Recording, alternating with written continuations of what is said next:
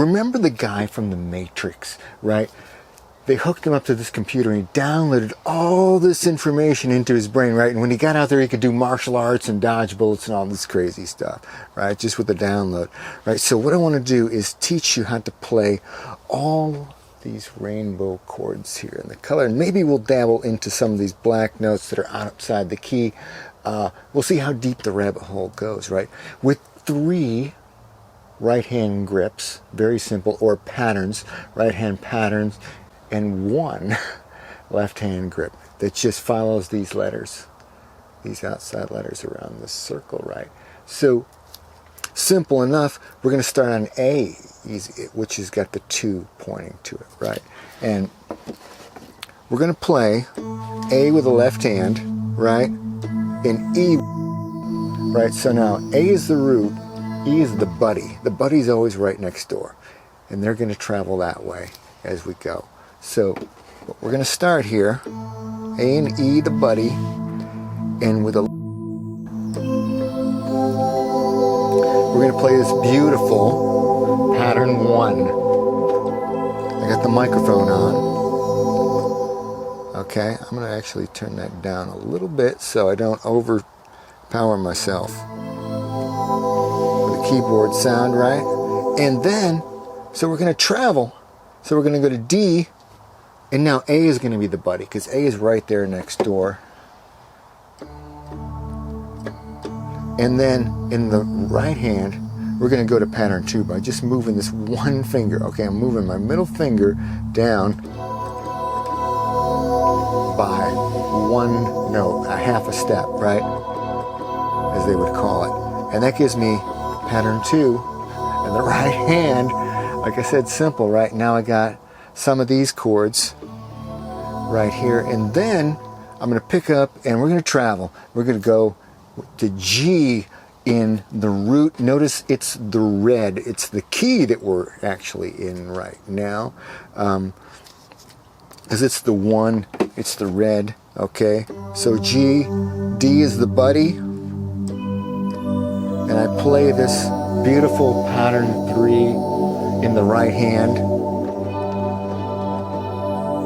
And I've got an array of some of these chords right here. Now, what's next? Well, I'm going to go back to pattern 1 because I just played all 3 patterns, right? I'm going to lift up my thumb. I'm going to go down half a step. I'm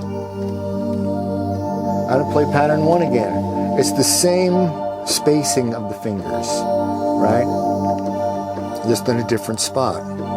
And I just left my left hand where it was, right? I went from 3 back to pattern 1, right? So now we got a G minor, right? So now I can just turn this dial, okay? And I got G minor pointing in there. And I got some of these chords here, right, with pattern 1. Don't worry, I'll detail all this for you. So now I'm going to shift 1 finger up here, down 1 note, that middle finger. And the left hand's going to travel to C and G. And I got a bunch of these chords, right? And then the left hand's going to travel, and it's going to go to F, and C is going to be the buddy. And the right hand is going to drop by half a step, the next note down, and play this beautiful symmetrical little scale. It's pretty cool, right? It's going to give me an array of those notes right there. So now what am I going to do? I'm going to go back to pattern 1. Right? Just dropping the thumb half a step from where it was, and I play pattern 1, same spacing of the notes. Right? Now I got F minor. I mean, we can go this way. Right? So I got F and C in the left hand, right? And then we got this A flat there. That makes an F minor chord, right? An F minor triad. We get the lowercase Roman numerals, right? And then this next note up, right, is a C, which is the same as the buddy, right? Which is the 5th.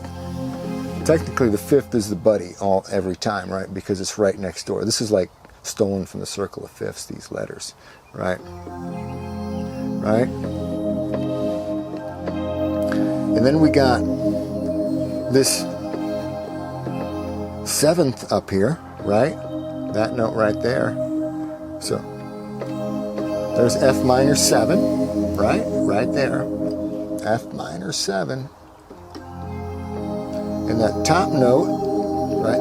That G up at the top, that's the ninth. Okay? So you got F minor 7, 9, right?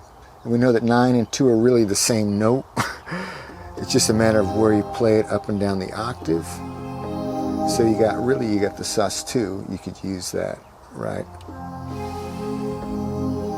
You could use that G. You could play it down there to get that beautiful sus2 sound, right? So you can play these in any combination, right? To get any type of sound, right? It's really more about the flavor of the sound and what does it feel like, right?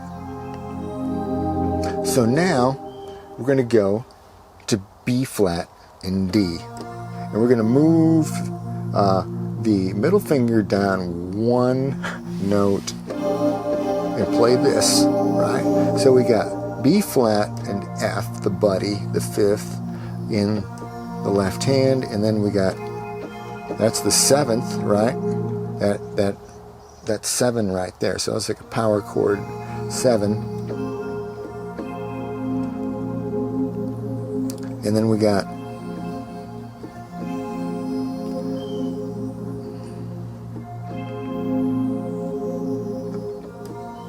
the 9, right?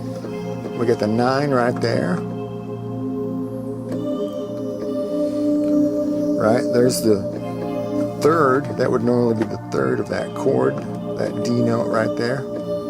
So 9, third. And a 6 up top, right? So you could play.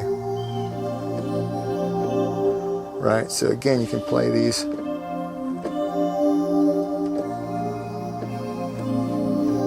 in any combination or order, right, to achieve these different chords, right? So now what we're going to do is we're going to travel, and we're going to go E flat, and the right hand is going to go to pattern 3, right? Now this is, I'm actually in the key again. I'm in the key of E flat, right? That gives me an E flat chord, right? A triad major chord.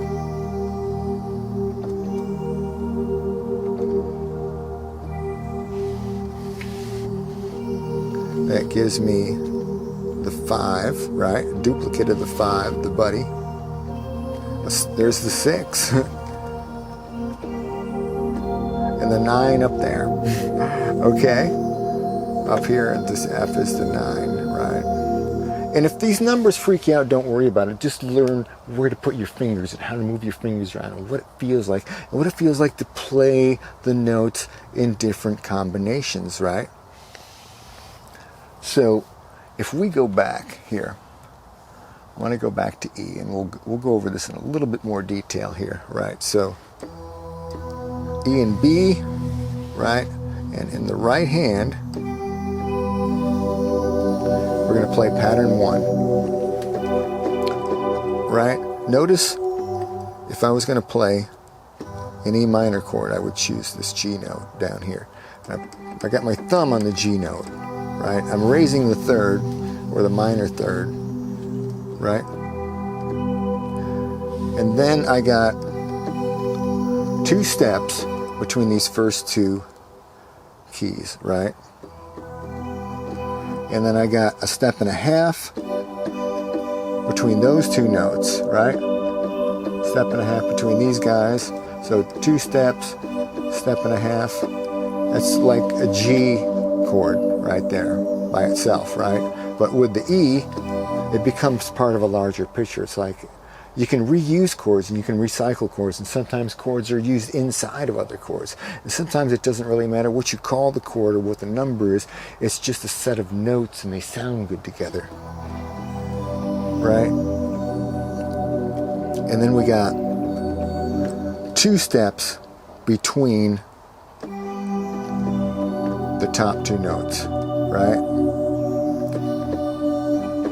And if we play just the right hand, pattern 1 by itself, it's actually a major 7th chord, isn't it?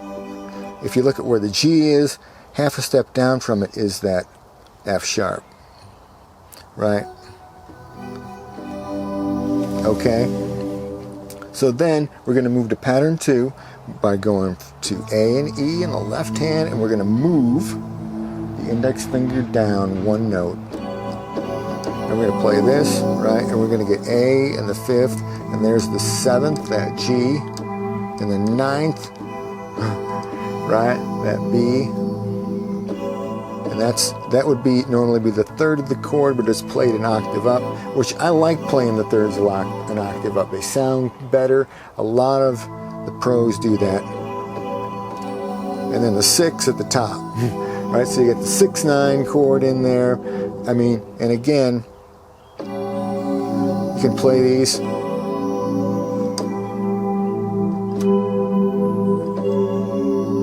In any combination to get a variety. I'm going to go to D and the buddy A, and I'm going to play the 3rd of the chord. That would be a D major chord right there. And I'm going to play pattern 3. Pattern 3, right? So that gives me that group of notes right there is all still part of the D major triad, right? And now I'm adding the 6. So there's D6 right there. There's the major 7, right? So then we get that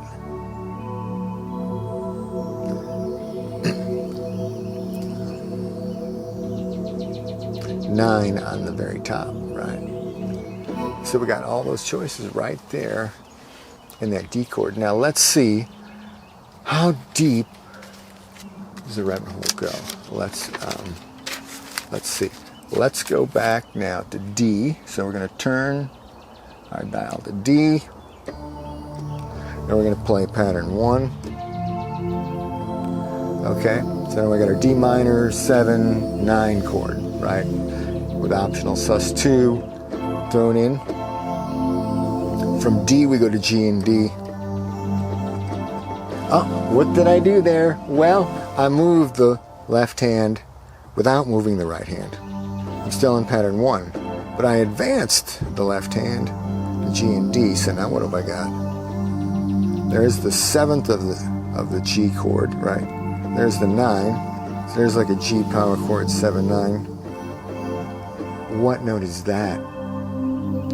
Right, that's the sus4, right?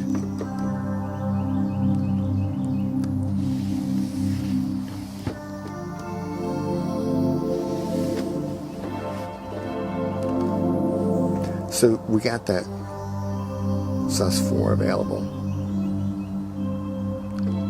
And the 6, that can be a pretty interesting combination of notes right there.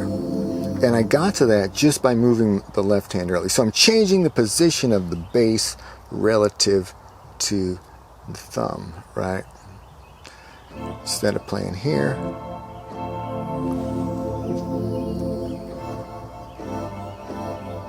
I play it up here on the G. Okay? So then I could go to pattern 2. Right, and now I get my regular set of the 7th, the 9th, the 3rd of the chord, and the 6th. This pattern 2 that was just moving that finger. So now we got 2 steps between those 2 fingers. We got 1 step between those 2 fingers, and we got 2.5 steps, right? And then we're going to go to C and G with the left hand. We're going to drop the thumb half a step. Play our little symmetrical pattern 3, right? See, notice these 3 notes in the middle, they're all 1 step apart, right? And then it's a step and a half from here between these two at the bottom and a step and a half to these two at the top, right? So it's a symmetrical scale. You can see it easily right there, which is very cool. It's also known as a pentatonic minor scale, right? But this is giving us a C, that's a major. Those two notes make it a major. That makes it a 6, so it's a C major 6. There's the major 7, right? So you could, if you wanted just the major 7, you could just play that, right? Or the major 6, you could play just that, right? And then we got that. We got that 9 on top. Play it all together, or just different combinations. All right, so we saw how to play the sus4, which is the same as the 11, right? The 2 is the same as the 9, the 6 the same as the 13, and the 4 is the same as 11 when you just count up through the notes, right? So there's a couple that we haven't quite covered yet, right? So we kind of did this where we get that sus4, right? So let's look at this one. Pattern 1 on C, all right? So now here's what we're going to do. We're going to see how deep the rabbit hole goes, because we're going to turn the left hand loose now, right? So instead of going around in this circle, it can go anywhere, right? And it can combine with pattern 1, 2, or 3, wherever it wants to, okay? So what would happen then if we had pattern 1, starting on C with the thumb, okay? And then we played E in the buddy. Ooh, that's a little bit of a different sound right there. Listen to that. But then, how does that brighten it up when we add more notes at the top? Well, what do we got? We got an E as a root. We got B as the buddy, the 5th. That's a flat 6 right there. That is your flat 6, right? And then we just got another, we got a whole E minor chord right there on top. So that could be an E minor flat 6 with the flat 6 in the bass, right? If you left this hand out. But all together, E minor, flat 6, okay?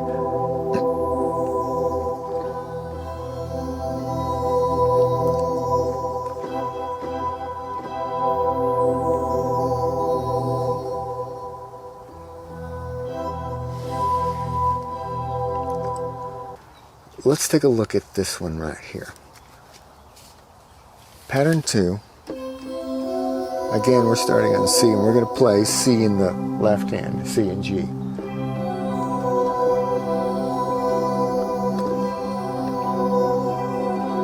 That's got a Lydian sound to it. Listen to that note right there. That's that sharp 4 right there, that F sharp. So we've wandered into Lydian territory. We've gotten out of key, but we still sound pretty cool, huh? So I love that sound. All right, so now there's one more. I've got to show you the flat 6 and the flat 9 over here, because that's going to be a C in pattern 3. Okay? Right, our symmetrical pattern. Notice how if I leave out this finger, this middle finger, if I leave that out for a second, that's a C minor 7 chord. Okay? For those of you that know that, right? Just by itself, right? We're not playing anything in the bass right now to define it. And that would be like if I lift up that would be like a sus4 right there. Okay? But all together it's that minor pentatonic scale. All right, and we're playing E. Listen to how that sounds. Okay, so we got E minor. There's a flat 6, right? There's the major 7. There's a flat 9.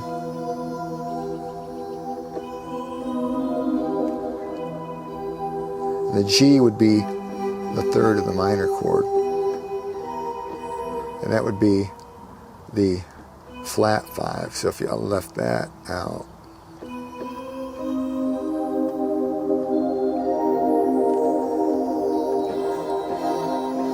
that would be like a flat 5, right? A minor 7 flat 5 with a flat 6 and 9. Okay.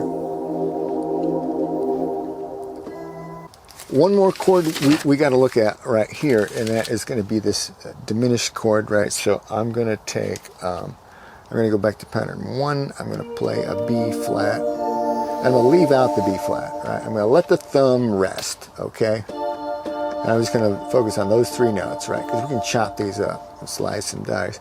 Now, with the left hand, I'm only going to play 1 note. I'm going to let the buddy rest too, okay? Just for fun.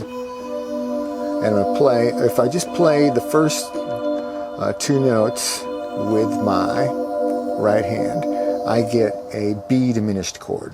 That's B diminished, right there. Now if I add this top note, I get B minor 7 flat 5. It's really the best way to call it. B minor 7 flat 5. Now I have actually changed it on my other chart. This is like a half diminished symbol. It's not to be confused with full diminished chord. It's not a full diminished chord. Diminished 7th, rather. It's not a full diminished 7th. It's what they call a half diminished, but I like to just call it B minor 7 flat 5. So that's why I've changed this. You'll see in the future, right? So that shows you a bunch of different ways to play. You know, we covered just about all these different chords right here. All right, so what we'll do in the next video is pick a couple songs, and then we'll see how these chords apply to those songs, right? And how you can actually use these, right, in a progression. Remember, if it's a minor or a minor 7th chord, it's almost always going to be pattern 1. If it's a regular 7, some would call that dominant 7, some flat 7, right? But if it's that regular 7, or some of these derivatives, it's always going to be pattern 2, right? And if it's a major 7, major 9, right, in that category, it's always going to be pattern 1, right? And you can get to your susses by moving around your bass note, right, and your other types of chords. So anyways, it might take you a couple times to watch this and practice this, but with 3 hand grips on the right and 1 on the left that just wanders around, you can make all kinds of chords that are very harmonious and some that are a little out of key but still work. A special shout out to Oliver Friend from New Jazz, from whom I stole these 3 right hand grips, only he uses them as left hand grips, as jazz chords, right, and improvises with the right hand, right? And it works great if you have a bass player, or you can record a bass track into your DAW or cross over your hands, right? So I'll leave a link to his videos on that in the description, right? And also, please make a donation, hit the tip jar, follow me on Patreon, share me with all your friends. Thanks for the love. Jeff Yenser, CreativeMusicGenius.com. Thanks for watching.